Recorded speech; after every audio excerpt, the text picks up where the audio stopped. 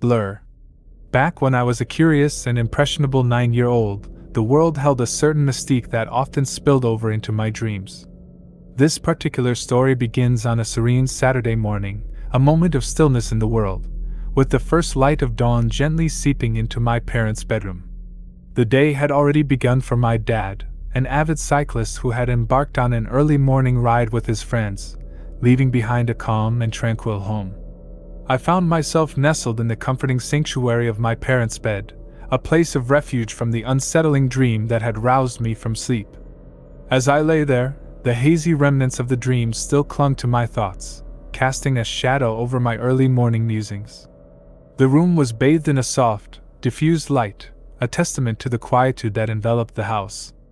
With a sense of trepidation and grogginess, I decided to get out of bed and venture into the nearby bathroom.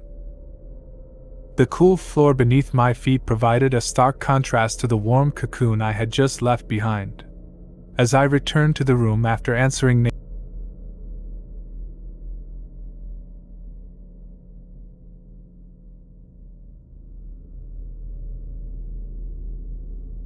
family. When I was just a curious 7-year-old, my dad had acquired a remarkable pocket watch, complete with its own elegant stand. It found its place of honor on top of our TV, serving as our household's primary timekeeper since we had recently moved in just 2 weeks prior. Little did I know, this enchanting timepiece would introduce me to an eerie and unforgettable experience. One quiet night, while the house lay shrouded in the comforting embrace of slumber, I couldn't resist the allure of a late-night snack. My footsteps were as light as whispers as I crept across the dimly lit living room, careful not to disturb anyone.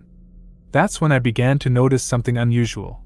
The rhythmic ticking of the pocket watch grew steadily louder with each passing moment. As I paused to investigate, my childlike curiosity got the better of me. The ticking seemed harmless enough, so I continued on my quest for a midnight treat. But as I made my way back, the sound grew louder still, and an eerie voice began to sing a haunting refrain. "Mr. Frost is a bad man, Mr. Frost is a snitch."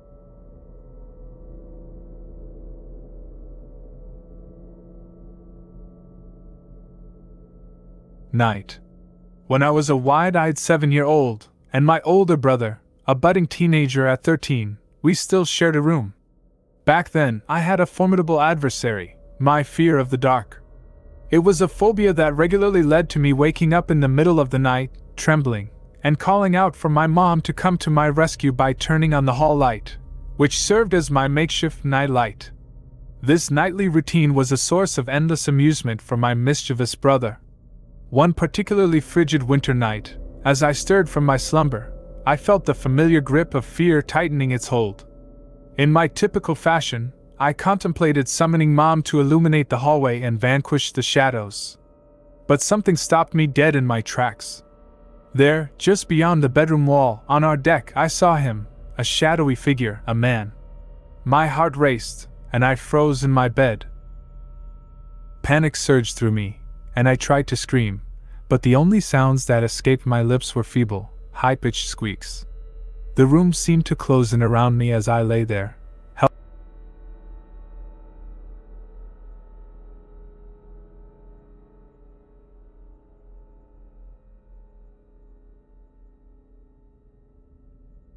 When I was just a young, impressionable 8-year-old, my daily routine was as predictable as the sunrise.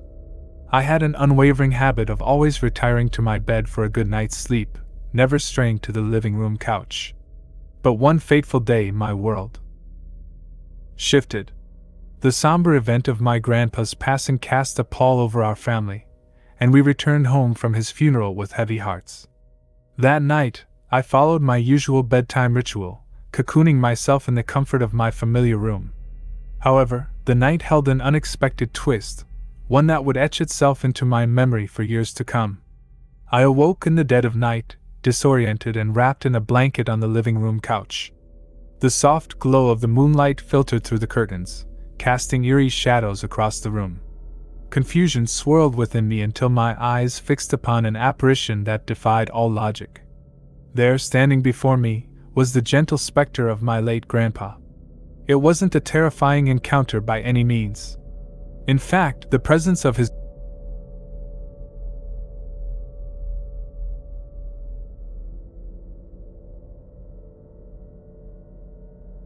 In the annals of our family's friends, there was one individual whose opulent residence was affectionately dubbed the Castle. From my modest perspective, it was a mansion in all but name, boasting between 6 to 8 rooms, a sparkling pool, not one but 2 living rooms, and a cavernous basement replete with flat screens and pool tables. When my friend and I spent the night, the basement was our usual haunt. This particular tale unfolded during the eerie embrace of Halloween's approaching presence. We had just concluded a spine-tingling scary movie marathon, and the call to ascend to the upper levels for dinner disrupted our uneasy calm. I swiftly retreated to the bathroom, and after attending to a rather pressing matter, I dutifully closed the bathroom door before making my way to join the gathering. Upon our return to the basement, our hearts raced and our breath quickened as we bore witness to a chilling sight. The bathroom door, which we were absolutely certain we had securely shut, now stood ajar. The timing, so close to Halloween, only served to amplify the spooky atmosphere, and we darted upstairs to inform my mother, our voices trembling with fear. "We closed the door, and it's open!" However, her response did little to quell our unease. She casually informed us that this peculiar phenomenon was simply the handiwork of a friendly entity known as Beacom. She went on to recount Beacom's origin, explaining that he was the imaginary friend of the house owner's brother from their childhood. Though we were assured that Beacom was entirely benign, responsible for harmless door movements and other minor household oddities, we couldn't help but remain on edge as we descended back into the basement. Throughout the night, our vigilant eyes were fixed on the doors, meticulously closed, and watched to see if anything would shift or change. Without fail, every time we both left the basement and returned, one of the 3 downstairs doors had mysteriously opened, despite our best efforts to secure them. Even my mother couldn't resist joining in the spooky fun, attempting to startle us with a wolf mask. The result, however, was more amusement than terror. Nevertheless, as we settled in for the night, the memory of the unsettling bathroom door and the tale of Beacom still haunted our thoughts. In the basement, nestled on separate couches, we were each privy to one of the half windows that led to the outside, adding an eerie dimension to the night's proceedings. And then it happened. I beheld a pale, shadowy face on my window. In the inky darkness, it appeared as if 3 ominous black voids punctuated a white visage, a semblance of a face. When I mustered the courage to investigate further, it retreated, as though it were a mere play of light and shadow.